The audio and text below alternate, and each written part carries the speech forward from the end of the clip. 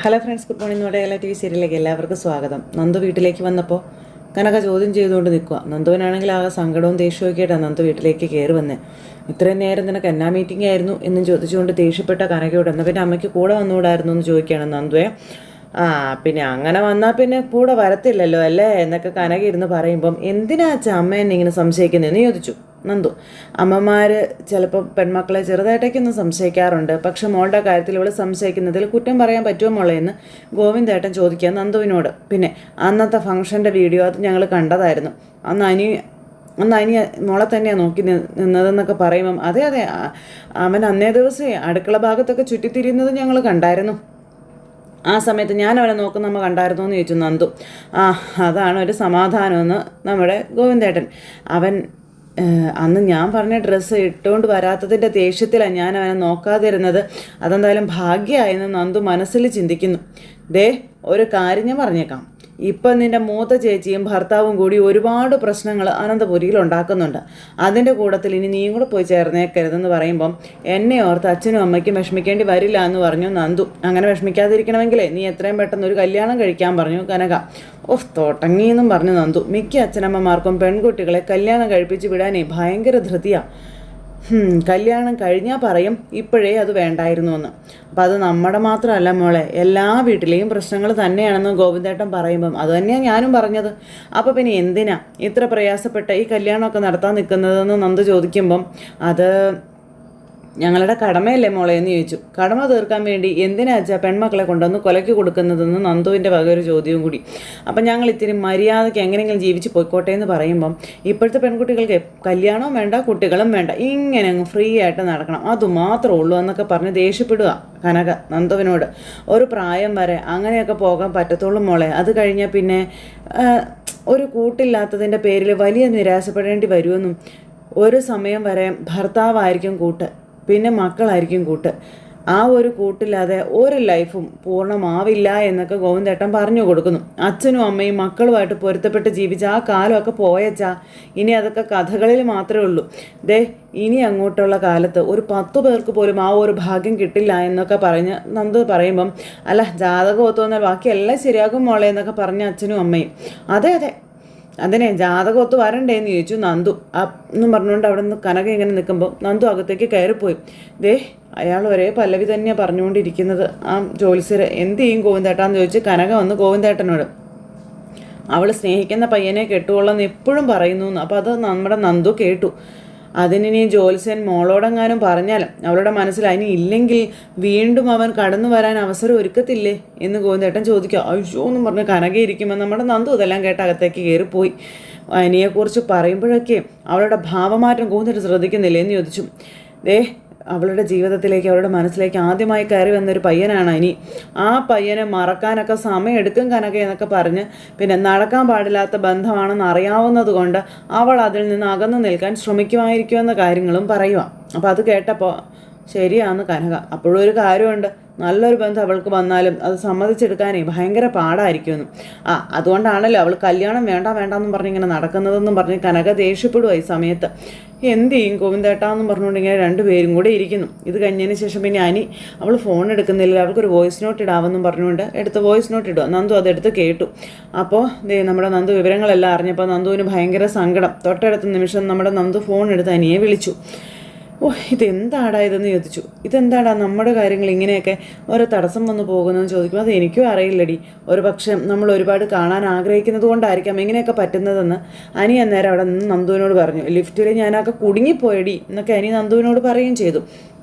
ഞാൻ എൻ്റെ ജീവിതത്തിൽ ഇത്രയും ടെൻഷൻ ഇതുവരെ അനുഭവിച്ചിട്ടില്ല. കുറച്ച് നേരം കൂടി ഞാൻ അതിനകത്ത് ഇരുന്നെങ്കിലേ ഞാൻ ബോധം കെട്ട് വരെ പോയേനെന്നും അനി പറയുക. അന്നത്തെ ബർത്ത്ഡേയുടെ തനിയാവർത്തനം തന്നെയാണല്ലോ ഇന്നും സംഭവിച്ചത്.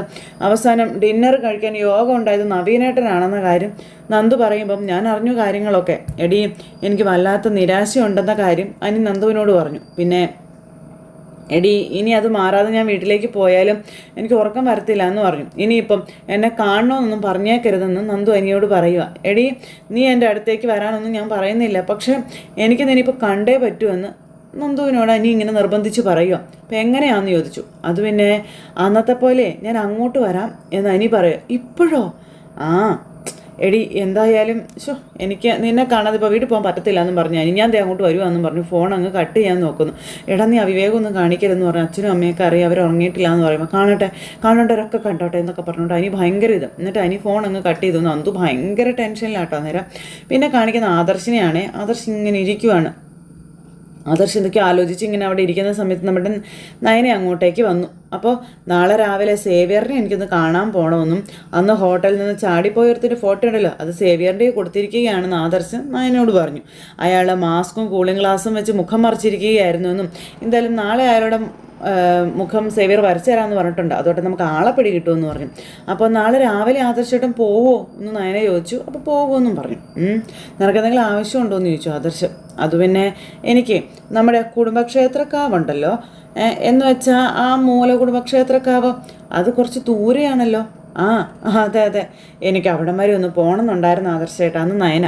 അതെന്താ പെട്ടെന്ന് നിനക്ക് അങ്ങനെ ഒരു തോന്നലുണ്ടാവാൻ? നമ്മളെ 1-2 തവണ മാത്രമല്ലേ അവിടെ പോയിട്ടുള്ളൂ. കല്യാണം കഴിഞ്ഞതിന് ശേഷം ഞാൻ ആദർശേട്ടനോട് പറഞ്ഞില്ല എന്നേ ഉള്ളൂ. കഴിഞ്ഞ ദിവസം രാത്രി ഞാൻ ആ കാവ് സ്വപ്നം കണ്ടായിരുന്നു. അപ്പം മുതൽ അവിടെ പോകണം എന്നൊരു തോന്നലാണെന്ന് പറയുമ്പം അങ്ങനെയാണെങ്കിൽ ഞാൻ ആ സേവിയറിനെ വിളിച്ചിട്ട് വൈകുമെന്ന് പറയാമെന്ന് ആദർശ് പറഞ്ഞു. അവന് തിരക്കായി കഴിഞ്ഞാൽ പിന്നെ കിട്ടത്തില്ലെന്നൊക്കെ പറഞ്ഞപ്പം അയ്യോ ആദർശേട്ടൻ്റെ യാതൊരു മുടക്കണ്ടെന്ന് പറഞ്ഞു നയന. നിനക്ക് എങ്ങോട്ടെങ്കിലും പോകണമെങ്കിൽ നിന്നെയും കൂട്ടിക്കൊണ്ട് പോയില്ലെങ്കിൽ പിന്നെ മുത്തശ്ശിയും അമ്മയൊക്കെ അറിയുമ്പോഴേ അവർ എന്നെ ഒന്ന് വഴക്ക് പറയുമെന്ന് പറഞ്ഞു ആദർശ്. അതിന് ഞാൻ ഒറ്റയ്ക്കല്ലല്ലോ പോകുന്നേ, എലിസബത്ത് ആൻറ്റിയും കൂട്ടി പോയിക്കൊള്ളാമെന്ന് പറഞ്ഞപ്പം എന്നാൽ പിന്നെ കുഴപ്പമില്ല പോയിട്ട് പോരേ എന്ന് ആദർശ് നയനയോട് പറഞ്ഞു. ഇത്തരം കാര്യങ്ങളൊക്കെ നീ നേരത്തെ തന്നെ പറയണ്ടേ, എങ്കിലല്ലേ അതനുസരിച്ച് കാര്യങ്ങളൊക്കെ എനിക്ക് പ്ലാൻ ചെയ്യാൻ പറ്റുള്ളൂ എന്ന് പറയുമ്പോൾ അതിന് ഞാൻ കഴിഞ്ഞ ദിവസമല്ലേ ആദർശേട്ടാ ആ സ്വപ്നം കണ്ടേ, അപ്പോഴല്ലേ ഇങ്ങനൊരു തോന്നൽ എൻ്റെ മനസ്സിലുണ്ടായേ. എന്നാലും ഈ രാത്രിയിലാണോ ഇതിനെപ്പറ്റിയൊക്കെ പറയേണ്ടതെന്ന് ചോദിക്കുമ്പം കൂടെ ആളുണ്ടല്ലോ ആദർശേട്ടാ, പിന്നിപ്പോൾ എന്താ പേടിക്കാനുള്ളത്? അതും ഹോം നേഴ്സല്ലേ കൂടെ വരുന്നത്. അല്ലെങ്കിൽ തന്നെ ഇപ്പം ആദർശേട്ടൻ ഇവിടെ നിന്ന് പോകുമ്പോഴൊക്കെ എലിസബത്ത് ആൻറ്റി അല്ലേ എന്നെ നോക്കിക്കൊണ്ടിരുന്നതെന്നൊക്കെ ഇങ്ങനെ ചോദിച്ചു. ആൻറ്റി ഉണ്ടെങ്കിൽ പിന്നെ എനിക്ക് പേടിക്കേണ്ട കാര്യമൊന്നും ഇല്ല എന്ന് പറഞ്ഞു ആദർശ്. എന്ന് മാത്രമല്ല ഇടയ്ക്ക് മുത്തശ്ശിയോ അമ്മയോ വിളിക്കുകയാണെങ്കിൽ ആൻറ്റിയുടെ കൂടെയാണ് വിട്ടതെന്നും എനിക്ക് പറയാമല്ലോ എന്നും പറഞ്ഞു. നീ പറഞ്ഞപ്പോഴേ നമ്മുടെ കുടുംബക്ഷേത്രത്തിൽ എനിക്കൊന്ന് പോകണം എന്നുണ്ട് എന്ന് ആദർശ് പറഞ്ഞു. പിന്നെ അവിടുത്തെ പൂജകളൊക്കെ മുത്തശ്ശിയും മുടങ്ങാതെ നടത്തിക്കൊണ്ടിരിക്കുകയാണെന്ന കാര്യവും പറഞ്ഞു. മുത്തശ്ശൻ ഏത് നല്ല കാര്യത്തിന് പോകുമ്പോഴും ആദ്യം അവിടെ പോയിട്ടേ നമ്മുടെ കുടുംബക്ഷേത്രത്തിലേക്ക് പോവാറുള്ളൂ എന്നും പറഞ്ഞേ. മൂർത്തിസ് ജ്വല്ലറി തകർക്കാനായിട്ട് നിൽക്കുന്നത് ആരാണെന്ന് കൃത്യമായിട്ട് മനസ്സിലാക്കി അത് മുത്തശ്ശന് മുന്നിൽ പ്രസൻറ്റ് ചെയ്യണമെന്ന് ആദർശ്. അത് കഴിഞ്ഞാൽ പിന്നെ മുത്തശ്ശൻ എന്നെ സ്നേഹിച്ചില്ലെങ്കിലും മിണ്ടില്ലെങ്കിലും എനിക്ക് കുഴപ്പമൊന്നുമില്ലെന്ന് പറഞ്ഞ് ആദർശിൻ്റെ വാശി. മൂർത്തിസ് ജ്വല്ലറി എന്നേക്കുമായി ഇല്ലാണ്ടാകാൻ ആരൊക്കെ ആഗ്രഹിക്കുന്നുണ്ടോ അവരുടെ വിവരം മുഴുവനും മുത്തശ്ശനെ അറിയിക്കണമെന്ന കാര്യങ്ങളൊക്കെ പറയുമ്പോൾ അതൊക്കെ കഴിഞ്ഞ് നമ്മളെ അങ്ങോട്ട് തിരിച്ചു വിളിക്കുമായിരിക്കുമോ എന്ന് ചോദിച്ചു നയനയെ. അപ്പോൾ അതിനെപ്പറ്റി അറിയില്ല എന്ന് പറഞ്ഞു. അനി പറഞ്ഞിട്ടുണ്ട് അവൻ്റെ വിജയത്തിനെല്ലാം പിന്നിൽ പ്രവർത്തിച്ചത് ആദർശേട്ടനാണെന്ന്. ഇനി നമ്മളെ മുത്തശ്ശൻ സ്വീകരിച്ചില്ലെങ്കിലും ശരി, നമ്മുടെ പുറത്തു നിന്ന് നമ്മുടെ ജ്വല്ലറിക്ക് വേണ്ടി നമ്മൾ പുറത്തു നിന്ന് ചെയ്യാൻ പറ്റുന്ന കാര്യങ്ങളെല്ലാം ചെയ്യും, നമ്മൾ പ്രയത്നിച്ചുകൊണ്ടേ ഇരിക്കുമെന്നും പറഞ്ഞു. മുത്തശ്ശനും കാരണവന്മാരും പടുത്തുയർത്തി ആ ഒരു ഇതിന് ഒരു കോട്ടവും സംഭവിക്കാൻ പാടില്ല എന്നും പറഞ്ഞു. അതെന്നോട് പറയേണ്ട ആവശ്യമുണ്ടോ ആദർശേട്ടാ? നാളെ ഇനി അവിടെ ചെല്ലുമ്പോൾ മുത്തശ്ശനും വരുമോ എന്തോന്നൊക്കെ പറഞ്ഞു. വരുമോന്നൊന്നും അറിയത്തില്ല. മുത്തശ്ശൻ അനുനയത്തിലേക്ക് വന്നപ്പോഴത്തേക്കും ആദർശ് ഇവിടെ കടുംവെട്ട് തീരുമാനങ്ങളുമായിട്ട് നിൽക്കുന്നു. അപ്പോൾ ഇനിയൊരു പക്ഷേ ഞാൻ അന്ന് അവിടെ ചെന്നപ്പോൾ കണ്ടതുപോലെ അപ്രതീക്ഷിതമായിട്ട് വന്നാലോ എന്നിങ്ങനെ നയന പറയുമ്പോൾ നീ ആഗ്രഹിക്കുന്ന പോലെ കാര്യങ്ങളൊക്കെ നടക്കാറുണ്ട്, കാണുവാണെങ്കിൽ മുഖം തിരിച്ച് പോയാലും നീ അത് കാര്യമാക്കാതെ അടുത്തോട്ട് ചെല്ലണം കേട്ടോ എന്ന് ആദർശ് പറഞ്ഞു കൊടുക്കുക. എന്തെങ്കിലുമൊക്കെ മുത്തശ്ശനോട് സംസാരിക്കണമെന്നും പറഞ്ഞു. ആ ഒരു മനസ്സിലെ ചെറിയ മാറ്റം എങ്കിലും ഉണ്ടായോ എന്ന് നമുക്ക് അപ്പോൾ അറിയാൻ പറ്റുമല്ലോ എന്നും പറഞ്ഞു. അപ്പം നയന ആ മനസ്സിൽ വലിയ മാറ്റങ്ങളുണ്ട് ആദർശേട്ടാ, അങ്ങനെ തന്നെ എൻ്റെ വിശ്വാസം. അല്ലെങ്കിൽ നാളെ എന്നെ കാണണമെന്ന് പറയില്ലായിരുന്നല്ലോ എന്നൊക്കെ മനസ്സിലിങ്ങനെ ചിന്തിക്കുവാണ്. അങ്ങനെ ആദർശം നയനയും കൂടി ആ ഒരു സംസാരമൊക്കെ കഴിഞ്ഞിരിക്കുന്നു. പിന്നെ കാണിക്കുന്നത് അനി ആരും അറിയാതെ നന്ദുവിൻ്റെ വീട്ടിലേക്ക് ചെല്ലുക. പാത്തും പതുങ്ങി. അനിയാണെങ്കിൽ ചെല്ലുന്നത് നോക്കി നന്ദു വെയിറ്റ് ചെയ്യുന്നു. അവിടെ ഗോവിന്ദേട്ടനും കനകയും നല്ല ഉറക്കം എന്ന് പറഞ്ഞാൽ നല്ല ഉറക്കം കേട്ടോ. ഈ സമയത്ത് നമ്മുടെ കനക ഇങ്ങനെ എന്നൊക്കെ പറഞ്ഞുകൊണ്ട് ഇങ്ങനെ ഭയങ്കര ഇതൊക്കെ കാണിക്കുന്നുണ്ട്, തിരിഞ്ഞും മറിഞ്ഞൊക്കെ കിടക്കുന്നത്.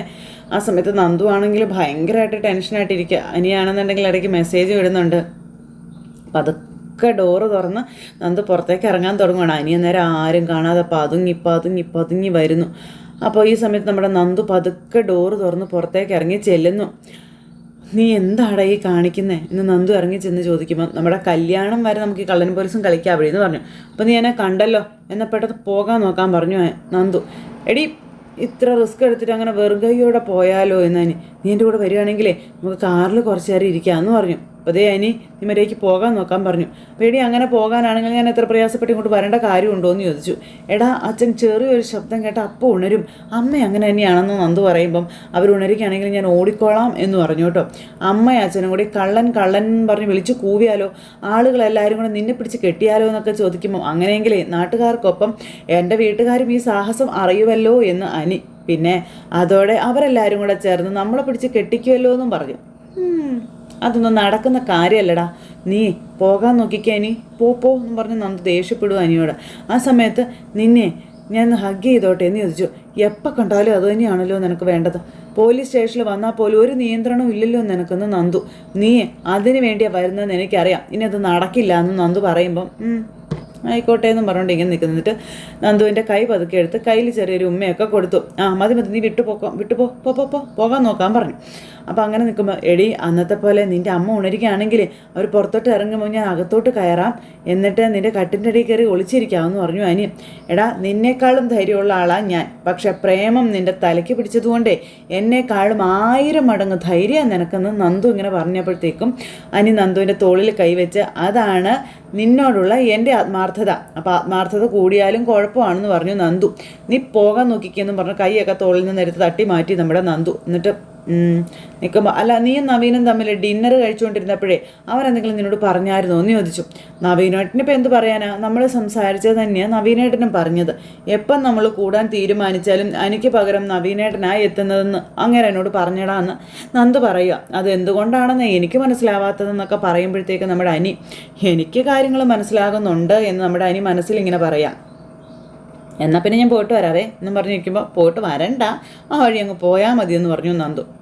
അത് ഞാൻ നോക്കിക്കൊള്ളാവേ, ശരി പൊയ്ക്കോ എന്ന് നന്ദു പറയുമ്പോഴത്തേക്ക് നമ്മുടെ അനി ഒരു കള്ളച്ചിരിയൊക്കെ ചിരിച്ച് ഇങ്ങനെ പോണു. നന്ദു നോക്കി നിൽക്കുന്നു. പക്ഷെ എനിക്ക് പോകാൻ തീരെ മനസ്സില്ല കേട്ടോ, നീ ഒന്ന് പോ ഇനി എന്ന് പറഞ്ഞുകൊണ്ട് നന്ദു ഇങ്ങനെ നിർബന്ധിച്ച് പറയുമ്പം അനി ഇങ്ങനെ ആടി നന്ദുവിൻ്റെ അടുത്ത് നിന്ന് അങ്ങ് പോയി. ആ സമയം നന്ദു ഭയങ്കര ഹാപ്പി ആയിട്ട് ഇങ്ങനെ അവിടെ നിൽക്കുവാണ്. ഇപ്പം കനകയെങ്ങാനി ഇറങ്ങി വരണം, നന്ദുവിൻ്റെ അടപ്പ് തെറിക്കും. അയ്യോ എന്ന് പറഞ്ഞുകൊണ്ട് നന്ദു ജീവനും കൊണ്ട് അകത്തേക്ക് കയറി ഓടുക. ഇനിയിപ്പോൾ അമ്മയോ അവരാരെങ്കിലും കണ്ടാലേ പണി പാലും വെള്ളത്തിലല്ല, അതിനേക്കാളും വലിയ പണി കിട്ടുമല്ലോ. അപ്പോൾ അതൊക്കെ ഡോറൊക്കെ അടച്ച് സ്വന്തം മുറിയിൽ വന്നിങ്ങനെ ഇരുന്ന് നമ്മുടെ നന്ദു അനിയെ സ്വപ്നം കാണാനും തുടങ്ങി. അന്നേരം പാവം മൂർത്തി ജ്വല്ലറിയുടെ MD അവൻ, എന്നിട്ടും എന്നെ കാണാൻ എന്തുമാത്രം റിസ്ക് അവൻ എടുക്കുന്നതെന്നൊക്കെ നന്ദു ചിന്തിക്കുന്നു. ശരിക്കും അവനെന്നെ ഹഗ് ചെയ്യാൻ ആഗ്രഹിച്ചതിനേക്കാളും കൂടുതൽ ഞാൻ തിരിച്ച് ആഗ്രഹിച്ചില്ലേ എന്ന് നന്ദു ചിന്തിക്കുന്നു. എന്നിട്ടും അവൻ്റെ മുന്നിൽ ഞാൻ നല്ല വെള്ള ചമഞ്ഞ് നിന്നു. എൻ്റെ കാര്യം എന്നും പറഞ്ഞുകൊണ്ട് നമ്മുടെ നന്ദു തന്നെ ഇങ്ങനെ അവിടെ ഇരിക്കുകയാണ്. എന്തായാലും ആ ഒരു സംഭവവും കാര്യങ്ങളും ആരും പിടിക്കപ്പെടാതെ ഇങ്ങനെയൊക്കെ ഒന്ന് കഴിഞ്ഞുകൂടി അങ്ങ് പോയി. നന്ദു ഇങ്ങനെ അനിയെ സ്വപ്നം കണ്ടുകൊണ്ട് ഇങ്ങനെ അവിടെ ഇരിക്കുകയും ചെയ്യുന്നു. അതുപോലെ തന്നെ അനിയും നന്ദുവിനെ സ്വപ്നം കണ്ട് വണ്ടിക്കകത്ത് ഇരിക്കുക കേട്ടോ. അങ്ങനെ അനിയും ഓരോ കാര്യങ്ങളിങ്ങനെ ആലോചിച്ചുകൊണ്ട് അങ്ങനെ ഇരിക്കുന്നു. എന്നൊരു ഫോൺ എടുത്തിട്ട് നന്ദുവിന് പിന്നെയും മെസ്സേജ് അയക്കുന്നു.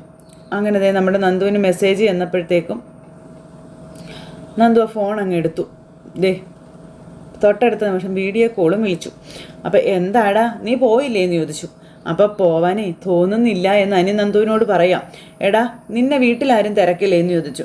ഇപ്പം മൂർത്തി ജ്വല്ലറിയുടെ MD ആയതുകൊണ്ട് കുറച്ച് വൈകി ചെന്നാലും കുഴപ്പമൊന്നുമില്ല എന്ന് അനി ഇങ്ങനെ നന്ദുവിനോട് പറയാം. ആണോ, നിന്നെപ്പോലെ തന്നെ MD ആയിരുന്നു ആദർശേട്ടനും, എന്നിട്ട് നിൻ്റെ ഏട്ടൻ 10 മണിക്ക് മുന്നേ വീട്ടിലെത്തുമായിരുന്നല്ലോടാ എന്നൊക്കെ പറഞ്ഞപ്പം അതിനെ ഏട്ടനല്ലല്ലോ ഞാൻ, ഏട്ടൻ ഇഷ്ടപ്പെടാത്ത പെണ്ണിനെ കെട്ടിയ ശേഷം ഇഷ്ടപ്പെടുമായിരുന്നു.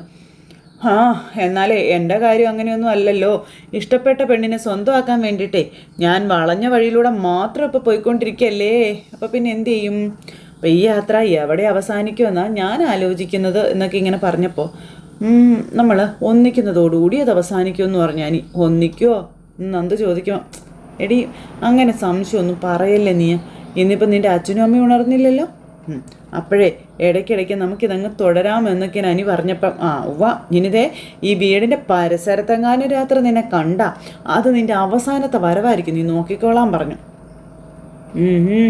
നമുക്ക് കാണാടി എന്ന് അനി പറയുമ്പം കാണാമെന്ന് നന്ദുവും പറഞ്ഞു. അപ്പോൾ ഗുഡ് നൈറ്റ്, നീ പോയിക്കോളാൻ പറഞ്ഞു. ശരി ഗുഡ് നൈറ്റും പറഞ്ഞു ഫോണും കട്ട് ചെയ്തു. അങ്ങനെ രണ്ടുപേരും കുറേ നേരം കണ്ണിൽ വീഡിയോ ക്യാമറയിലൂടെ നോക്കിയിരിക്കുമ്പോൾ വെച്ചിട്ട് പോടാ എന്ന് പറയാം നമ്മുടെ നന്ദു. എന്നാൽ വെച്ചിട്ട് പോകുന്നില്ല എന്ന് പറഞ്ഞു അനി. അപ്പോൾ എന്നാലേ ഞാൻ പോവുകയാണെന്ന് നന്ദു. അങ്ങനെ അതും പറഞ്ഞ് നന്ദു ഫോൺ അങ്ങ് കട്ട് ചെയ്തു. അതിന് എന്നും പറഞ്ഞുകൊണ്ട് നമ്മുടെ അനി ഇങ്ങനെ അവിടെ ഇരിക്കുവാണ്. അങ്ങനെ അനിയും നന്ദുവും കൂടി ഒരു ചെറിയ റൊമാൻസൊക്കെ കഴിഞ്ഞിരിക്കുന്ന സമയത്ത് നമ്മുടെ നവീൻ അവിടെ നാതി പിടിച്ചുകൊണ്ടിരിക്കാം.